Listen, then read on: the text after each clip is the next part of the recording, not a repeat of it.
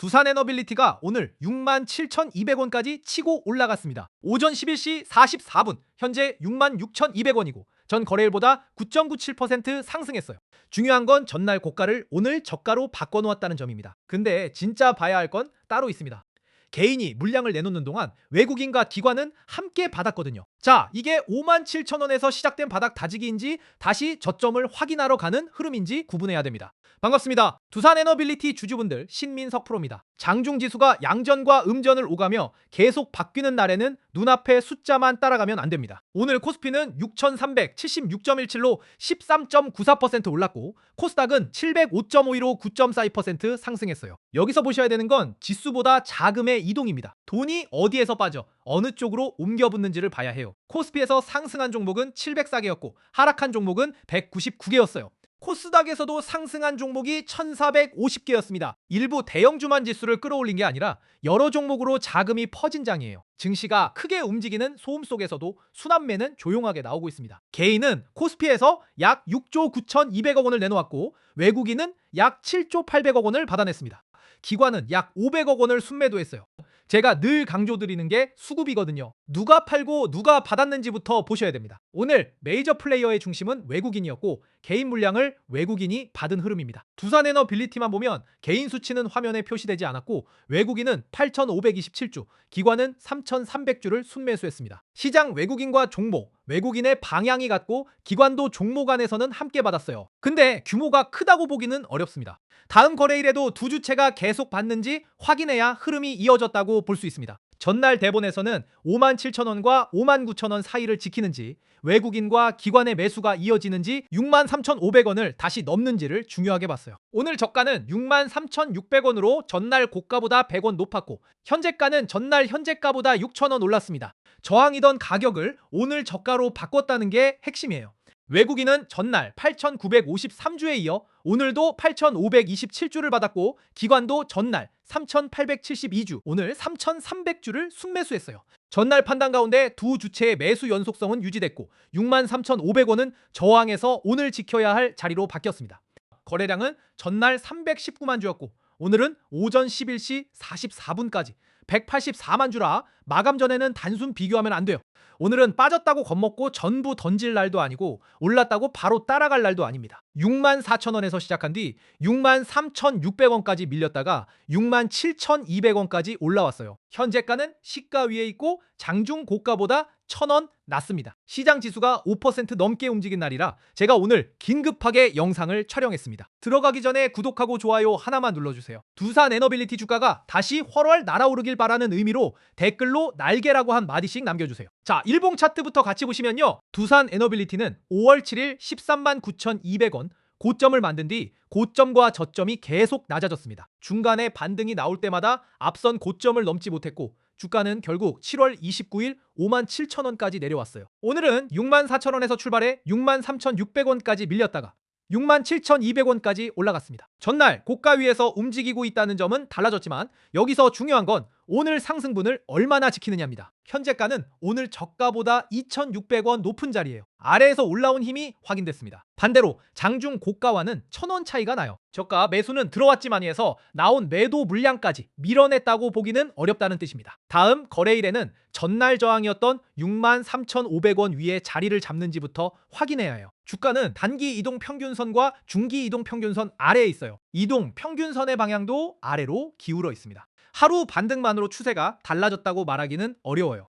주가가 단기 이동 평균선 위로 올라서고 눌릴 때 그 선을 지켜야 첫 변화로 볼 수 있습니다. 개인들은 57,000원에서 바닥이 나온 것 아니냐고 기대했거든요. 오늘 시가에서 반등이 나오니 이제 내려갈 만큼 내려갔다고 생각하기 쉽습니다. 근데 바닥은 저가 한 번으로 만들어지지 않아요. 같은 가격대를 다시 시험했을 때 매도 물량이 줄고 저점이 높아져야 합니다. 현재가 위에는 오래 기다린 물량이 여러 구간에 쌓여 있습니다. 특히 98,300원에서 105,920원 사이에는 표시된 물량의 25% 25.3%가 모여 있어요. 주가가 그 구간에 가까워질수록 본전 심리로 매물이 쏟아질 수 있거든요. 지금 그 가격을 목표로 정하라는 말이 아닙니다. 반등할 때마다 어디에서 매도 압력이 커지는지 확인하라는 뜻이에요. 그 이유는 분명합니다. 위에서 기다린 사람에게 반등은 빠져나올 기회가 되기 때문입니다. 오늘 긴 캔들 하나만 보고 두산 에너빌리티 사업 가치가 하루 만에 그만큼 사라졌다고 볼 수도 없잖아요. 두산 에너빌리티는 발전 설비와 원전, 가스터빈 관련 사업을 하는 회사입니다. 사업 기대와 주가의 속도는 항상 같지 않아요. 기업을 좋게 보는 것과 현재 가격에서 대응 기준 없이 버티는 건 다른 판단입니다. 오전 11시 44분까지 거래량은 184만 1364주였습니다. 던진 사람이 있었다면 반대편에서 받은 주체도 있습니다. 근데 거래량이 늘었다는 이유만으로 매집이라고 단정하면 안 됩니다. 67,200원을 만든 매수와 그 자리에서 가격을 밀어낸 매도가 같은 거래량 안에 함께 들어있기 때문이에요. 거래량이 줄 때 가격이 어디에서 버티는지까지 봐야 합니다. 보조 지표를 보면 RSI는 최근 하락으로 낮아진 구간을 의식할 자리입니다. 짧게 반등할 조건은 만들어질 수 있어요. 근데 지표가 낮은 상태로 더 내려가는 경우도 있습니다. 개인들은 지표가 낮으면 무조건 싸다고 생각하지만 세력들은 지표보다 실제 매도 물량이 줄었는지를 봅니다. 여러분 이거 한번 생각해 보시면요. 세력들이 지금 바로 가격을 크게 올려주면 위에서 물린 사람들이 가장 편해집니다.